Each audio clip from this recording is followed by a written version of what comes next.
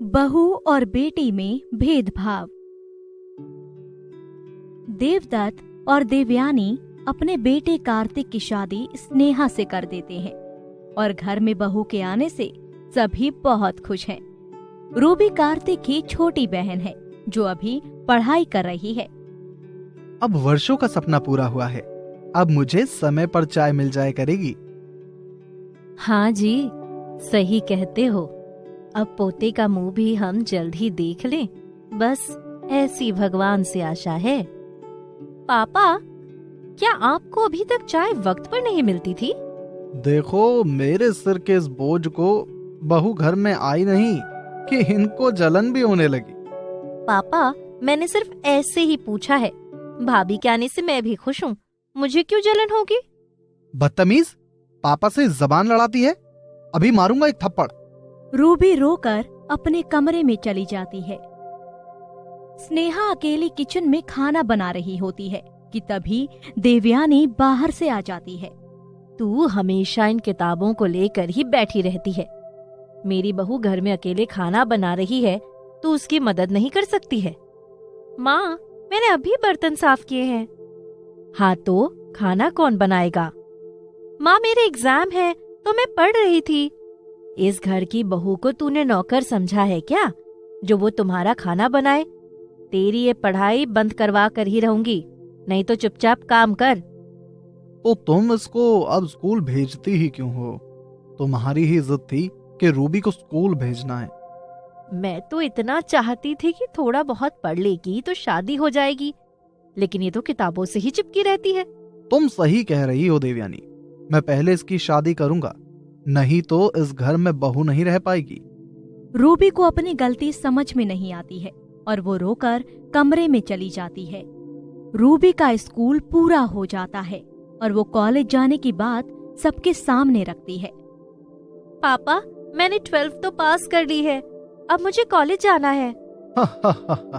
सही ख्वाब देख रही हो, लेकिन एक बात कान खोल कर सुनो कि जो पढ़ना था पढ़ लिया।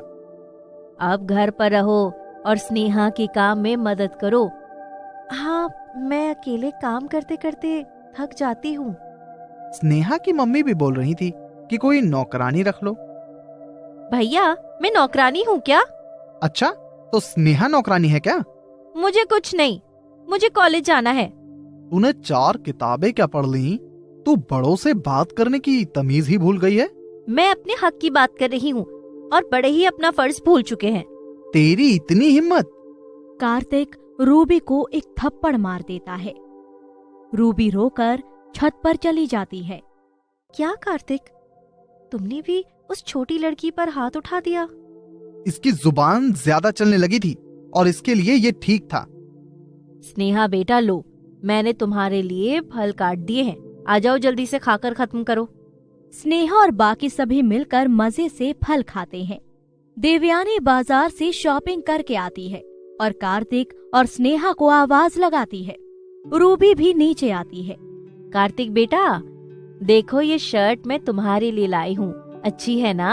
हाँ माँ, ये तो बहुत अच्छी है। और क्या है पैकेट में?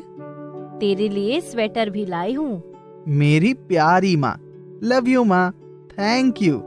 अच्छा कार्तिक, अब तूने मक्खन लगा लिया हो तो अलग हट, किसी और का भी नंबर आने दे। माँ, मेरे कपड़े कहाँ हैं? तेरे लिए सिर्फ कपड़े नहीं है, मैं कुछ और भी लाई हूँ। जल्दी से दिखाओ माँ, मुझे अब और इंतजार नहीं होता। ये देख, ये जीन्स अच्छी लग रही है ना? ये कुर्ती देख कितनी प्यारी लगेगी। और ये लेकर आई हूँ मैं, बिल्कुल नए डिजाइन का प्लाजो, अच्छा लग रहा है ना? हाँ माँ, बहुत खूबसूरत है, मेरी प्यारी माँ, लव यू माँ। हाँ माँ, भाभी के कपड़े बहुत खूबसूरत है, तुमसे पूछा किसी ने? स्नेहा, देखो बेटा, मैं ये तुम्हारे लिए ज्वेलरी लाई हूँ। ये देखो, इयररिंग्स, गले के हार, कंगन, अच्छे हैं ना? अरे वाह माँ, बहुत अच्छे हैं, आपकी पसंद भी इतनी अच्छी है, बिल्कुल मॉडर्न हो आप तो। हाँ, बिल्कुल मेरी बहू की तरह। और क्या है इस पैकेट में? इसमें अब तुम्हारे पापा के कपड़े हैं और मेरे कुछ कपड़े हैं। माँ, मेरे कपड़े कहाँ हैं? कपड़े कैसे कपड़े? माँ, मेरे कपड़े? क्यों, तेरे पास कपड़े नहीं है क्या? मेरे पास कपड़े हैं, लेकिन सबके नए कपड़े आए हैं, तो मेरे लिए भी कुछ कपड़े ले आती आप। ओहो महारानी, हमसे बराबरी करेगी?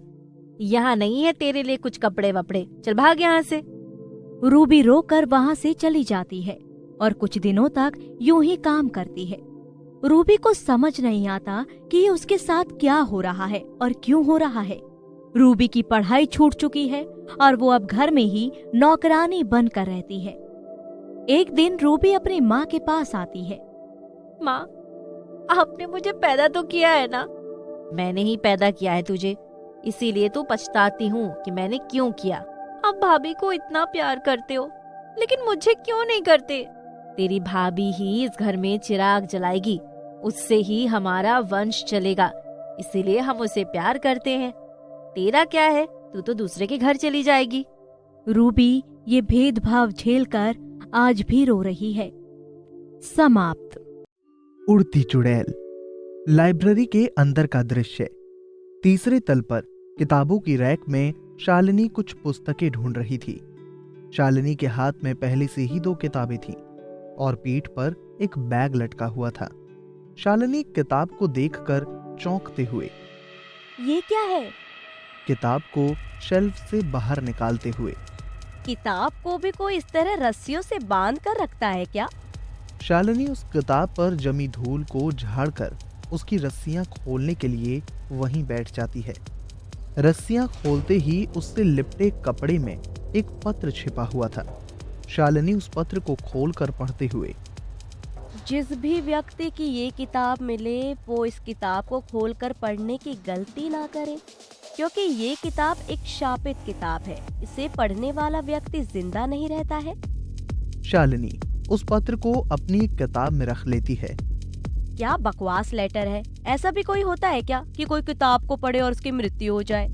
शालिनी किताब को समेटकर वापस लाइब्रेरी के फ्लोर पर आ जाती है और वहीं एक खाली सीट देखकर पढ़ने बैठ जाती है। किताब पढ़ते हुए शालिनी उस किताब में इतना खो जाती है कि उसे पता ही नहीं रहता कि आसपास का नजारा बदलता जा रहा था। आसमान में काले बादल छा गए। आसपास चारों तरफ उगे पेड़ सूखे डंठल से खड़े थे। उन पर लगी पत्तियां चलती तेज हवा में इधर उधर उड़ रही थी। आसमान में चमक रही बिजली किसी अनहोनी की खिलखिलाहट सी लग रही थी। किताब पढ़ते पढ़ते अचानक शालिनी का ध्यान अपने चारों ओर गया। वो अचानक से बदले इस दृश्य को देखकर घबरा जाती है। उसे अपने आसपास लाइब्रेरी में बैठे लोग भी नजर नहीं आते और ना ही वो लाइब्रेरी ही नजर आती है। नजर आता है तो उसे सिर्फ चारों ओर पतझड़ का जंगल। तभी किसी की भयानक चिंगाड़ की आवाज वातावरण में गूंजती है।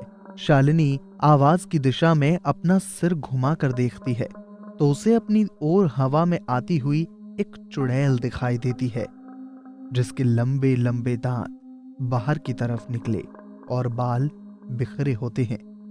उड़ती चुड़ैल ने शालिनी को हवा में उछाल दिया और शालिनी एक सूखे पेड़ पर जाकर गिरती है। शालिनी कुछ समझ पाती इससे पहले ही उस चुड़ैल ने शालिनी के पैरों को पकड़ लिया और उसे जंगल में चारों ओर घसीटने लगी। शालिनी कुछ कर पाती इससे पहले ही उस चुड़ैल ने शालिनी को एक बहुत ही गहरी खाई में फेंक दिया। शालिनी की चीख चारों ओर गूंजने लगी और साथ ही साथ उस चुड़ैल के हंसने की आवाज भी गूंज रही थी। खाई में गिरने के दृश्य ने शालिनी को बहुत ज्यादा डरा दिया। शालिनी बुरी तरह से हांफने लगी और डर के मारे उसकी आवाज ही नहीं निकल रही थी। उसने तुरंत उस किताब को बंद कर दिया। शालिनी को अपनी पीठ पर दर्द का एहसास हुआ तो उसने अपनी पीठ को छूकर देखा तो वहां पर जमीन पर घिसटने के निशान थे और वहां से खून निकल रहा था। इससे शालिनी और ज्यादा डर गई। वो समझ गई थी अगर फिर एक बार उसने इस किताब को खोला तो सच में उसकी मौत हो जाएगी। उसने उस किताब को लाइब्रेरियन की नजर से बचाकर अपने बैग में रखा और उसे एक सुनसान जगह पर ले जाकर जला दिया। जैसे ही उसने उस किताब को जलाया तो बहुत ही भयंकर आवाज चारों ओर गूंजने लगी। लगा जैसे कोई इस आग से बचने के लिए चिल्ला रहा हो। लेकिन अब उस श्रापित किताब का अंत हो चुका था। ऐसे ही मजेदार वीडियो के लिए सब्सक्राइब जरूर करें और घंटी दबाना ना भूलें।